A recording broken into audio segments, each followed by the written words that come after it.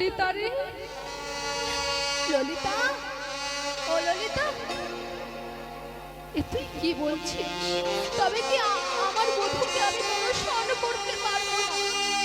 জানিস, আমি যদি আমার বধূর ওই চাঁদ বদনখানা একটিবার দর্শন না করি, আমি যে থাকতে পারি না। আমি কেমন করে থাকবো বলতে পারি? বল না ললিতা, তবে কি আমার বধূর সেই চাঁদ বদনখানা আমি একটিবারের জন্য দর্শন করতে পারবো না?